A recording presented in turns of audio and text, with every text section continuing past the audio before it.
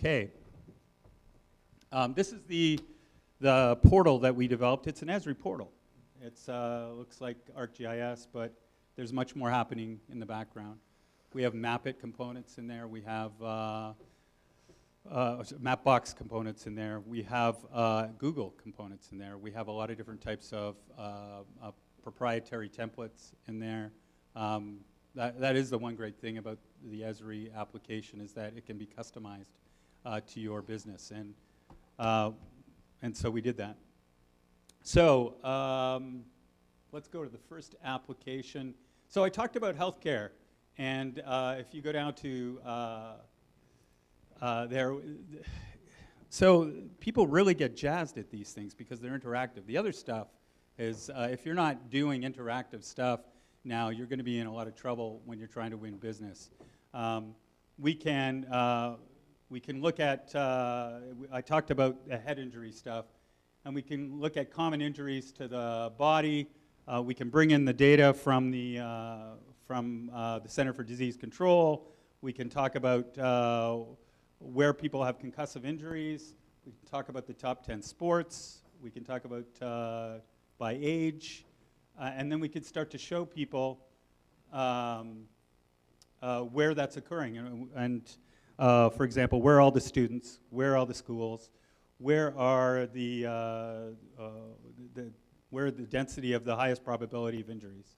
When you combine all this information, it starts to really tell a story about perhaps where they can put a clinic in this market. So let's go down to diabetes.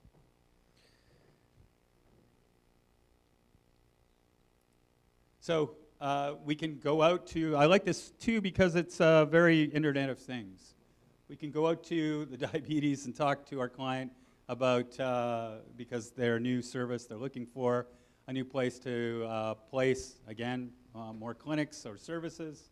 We can talk about the Diabetes Association. Then we can come back in and talk about, use market research data on use of prescription drugs in high cholesterol, use of high blood pressure drugs, drugs for diabetes in general, and user-prescribed drugs for diabetes non-insulin.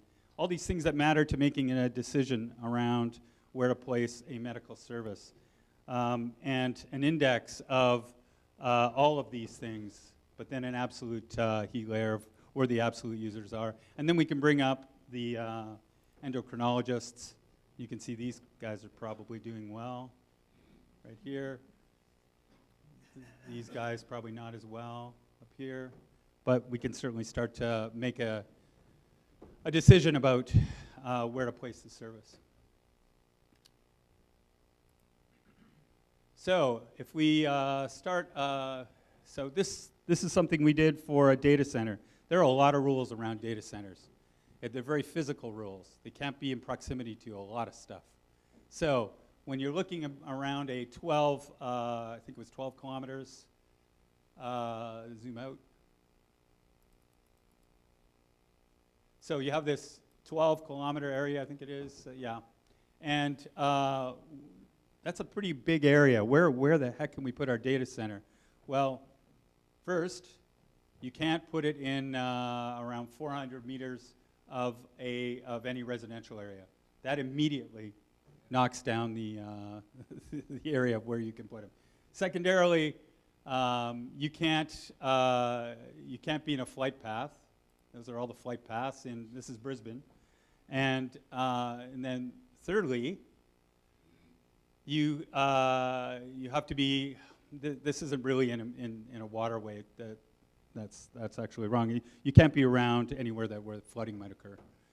So those are the areas where flooding might occur, and so then you have to have some constraints around being even near the airport at all, and so that takes away all those other areas.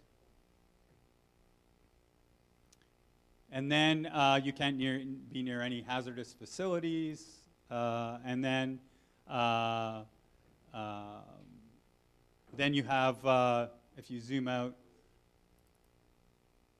you have very few locations left. So then it becomes pretty easy to do a site tour to find out which buildings, because we have that in our database now. We now merge our data into here, and our data shows us that, oh, there's 4 buildings available that are the size of space that you're looking for. So, and it's interactive because we've already put that information in. So that tells us about the buildings themselves. So let's go to the next. I was involved with the other ones, but as we put this out to we have 1,700 global users within 18 months. That huge adoption. It's pretty. People fail often with GIS because people don't understand the value of it. But this person in Austin had no knowledge of GIS whatsoever. And we just let them play with and get access to the platform, and they took the PDFs that they would send out to clients that usually, probably for the most part, 90% of the time get deleted immediately. Instead, it becomes more fun because they're able to see what, at a macro scale, what's going on in the markets and how it compares to the Austin market itself. So as we go down, we start to see much more about the state, from what's going on in the country, what's going on in the state, with the housing market and the square space available. We can interact with the chart, bring that up, and look at that. If you're getting older like me, and then we can go in further and further and further, and much of the data that's in here is interactive, and then we can go down again further into looking at vacancy rates, etc. And then if you go down further, we're looking specifically within a small sub-area about what availability exists and what's coming and what's under construction. So when you send that to a client, it is certainly a lot more fun to play with that than to deal with a PDF. And that's their expectations now. They want something that's interactive. They just don't want PDFs anymore. So if you go to the next one. So this is for a soup company from Japan called Ippudo. And they wanted to know about the market in Brisbane. And again, going back to the Internet of Things, you're really interested in where people are, where the walking traffic is. And this is this feed is what we connected live at the time from the city, Brisbane. And if you select it, it really tells you what the trends are. And we turned on the layer having to do with this, so that was pedestrian monitoring. Someone else has that layer. We just fed it right in with our data, and with Esri data, we can see where purchasing power is occurring as well, and where students are as well, because that's they felt that a lot of students went to Ippudo. So we start to get a very good sense about a location. We didn't make a decision here. We gave them this platform. We just sent them a link. They interacted with it. They added their own data, and they made a decision. So we gave them our data, but we got the real estate transaction. So that was really what we're looking for, several of them. So that was good. Okay, let's go to the next.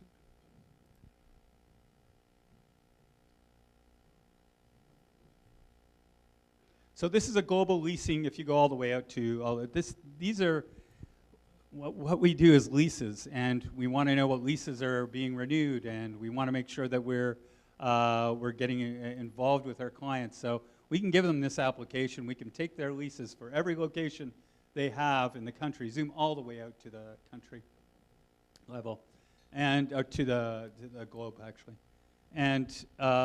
This is JLL leases, and what we can do is actually do a search on this. If you go to the hourglass, what we can do is find out which leases are expiring. So lease expiry is a term used in our business where we get involved and we want to know what's coming up so that we can jump on it and get the transaction, and that's how we make money.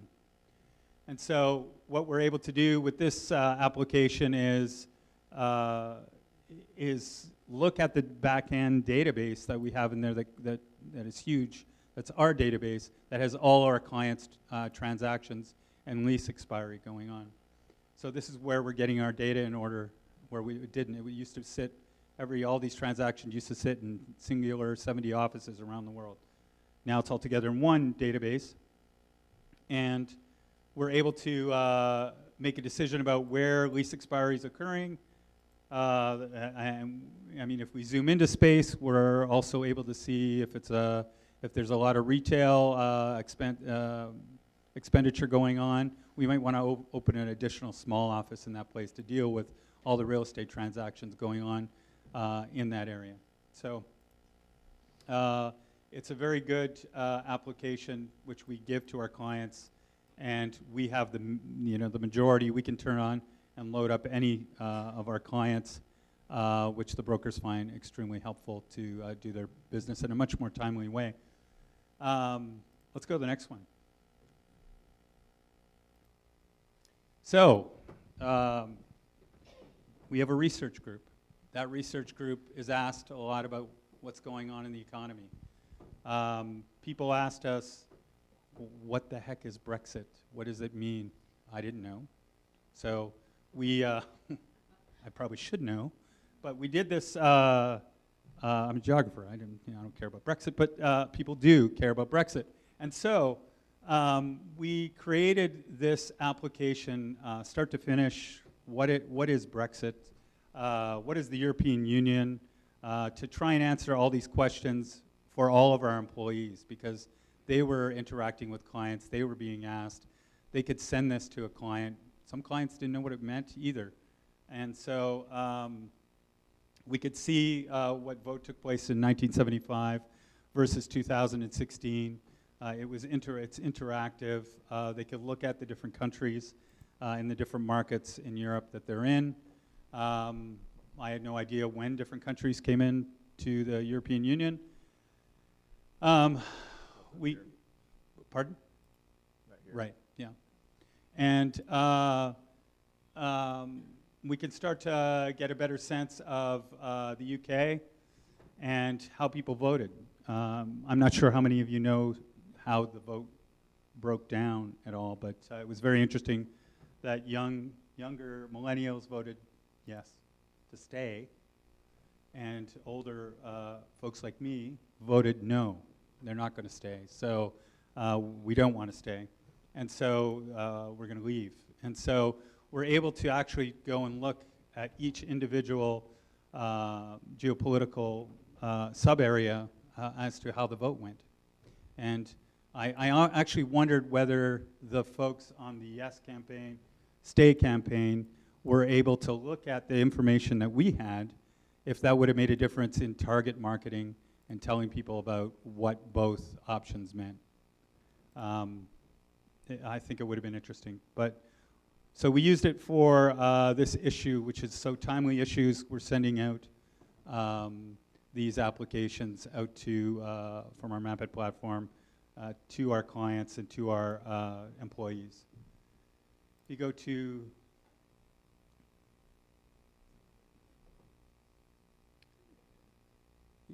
to the, yeah, I mean, there's just lots of information there.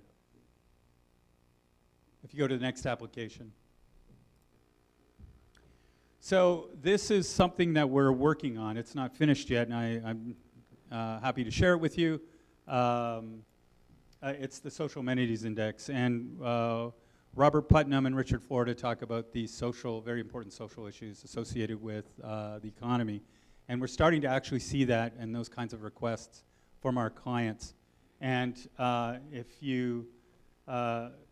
we actually talk about them and the importance of their theories, and we created an index around looking at key indicators like volunteer rate, poverty rate, average number of people per community, average number of people per library or community center, education expenditures per child, police, all the very social issues that are important to our clients in looking at, especially when we look at innovation and startups.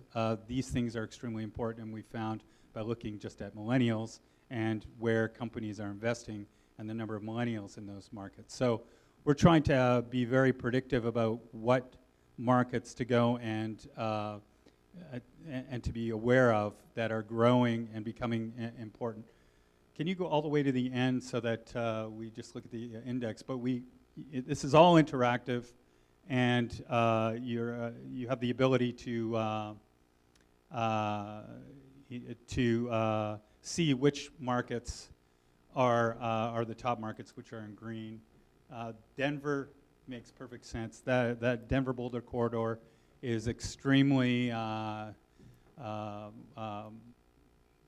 and sought after by tech companies now.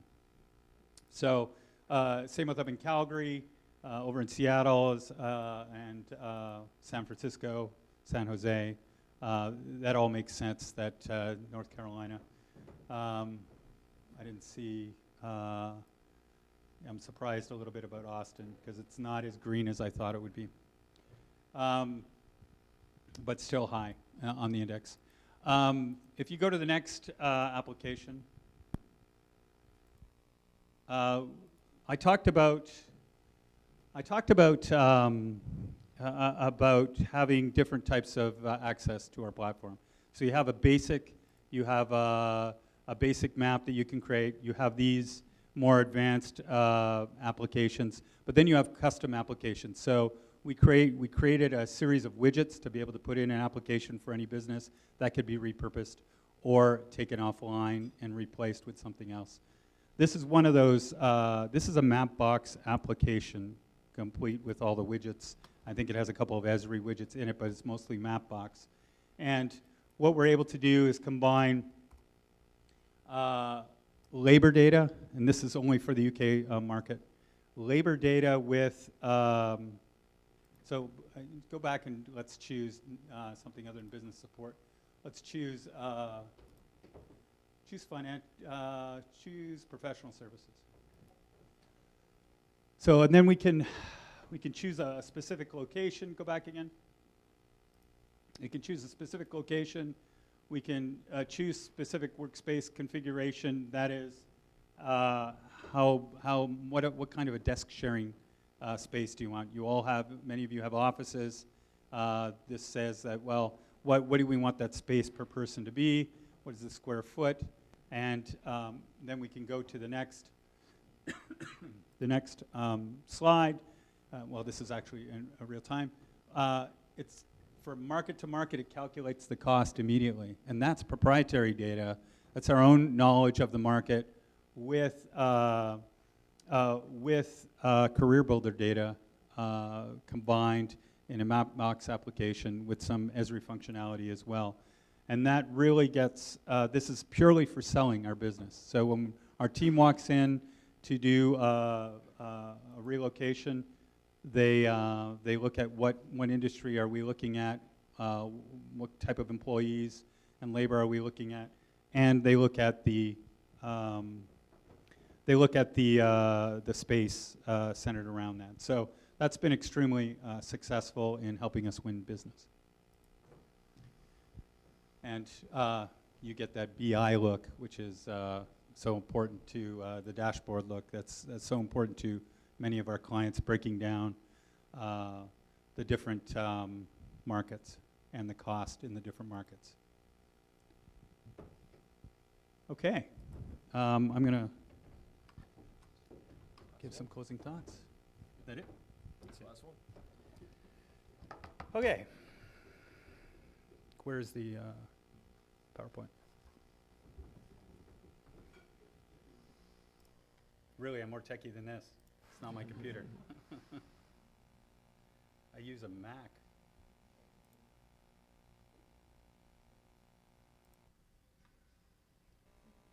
Thanks. Okay, so I like what Steve Jobs said here.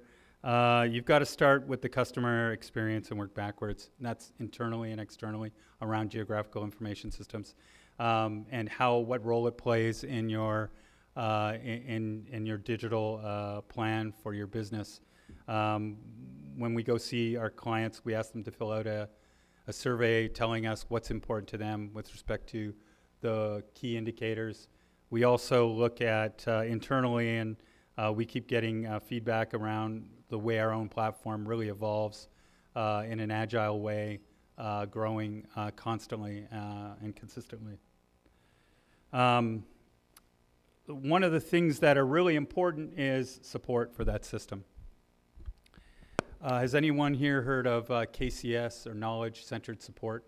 Many of the largest, including Apple, companies use this sort of support system. A lot of times people will look at GIS and go, I'm having a problem creating a drive time. And what they'll do is they'll have a conversation, they'll send it out to Yammer, which is what we use for social media internally, or an email, or to Esri. We feel like that's an informal, very static way of doing things. Instead, we created our own system that has a sheet where you enter the information into that sheet, and it says, here's the problem, and other people review it. And the number of the 1,700 users will respond to it. And when we feel that there's a good response, we'll document that, we'll publish that. And there are knowledge-centered support experts, because you go through a training process and course, and so we have coaches for different regions around the world, and they're responsible for making sure that the people in their region are getting, that the content is accurate and up to date. So, people can query for things there, they can report bugs there, methodologies, new ideas, videos for how to do things, and it creates a really it strengthens and creates a very strong, robust system. Our approach has been to analyze the business process for each and every one of the businesses that we have, and to listen, learn, and engage, and automate processes using geographical information systems. And the integration and collaboration, training and support, and case studies have all come out of that have furthered the support in the knowledge management system, and have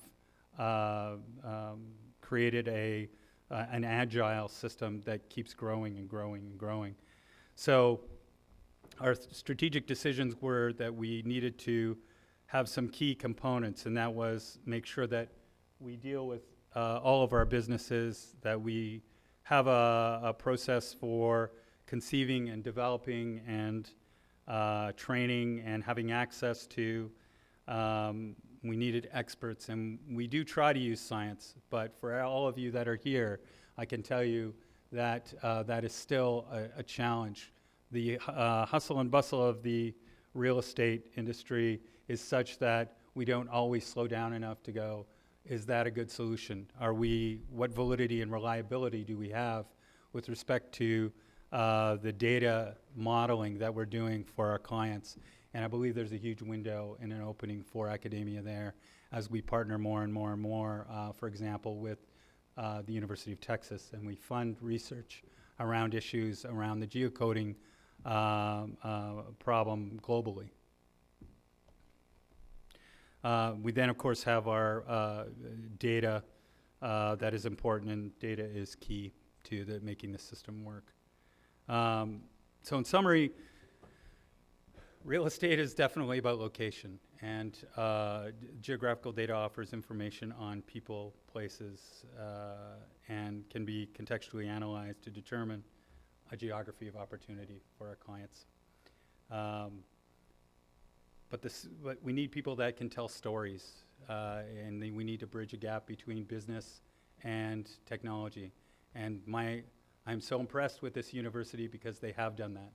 And they are bringing geographical information systems into an MBA program. And I can't remember who else is doing that, but I know that for a long time, that you guys have been doing that. And now is the time, there is a need for all of you in business and in real estate as we go forward. And as I said, there'll be a shortage, and people who are in geographical information systems will start to get paid what their value is, which has been, they've been underpaid for years and years and years. The marketing person that I work with and who'd done a lot of the graphics in here is what I would call a geo-marketer. So very business-oriented, but she's worked for many of the GIS companies, Sun. She understands technology. Part of the problem with large organizations is you get people doing marketing that don't know what they're doing, and they don't understand technology, and they don't understand spatial technology. This person actually does, so she has done us a favor as we build a culture around the use of a technology that uses geographical information systems.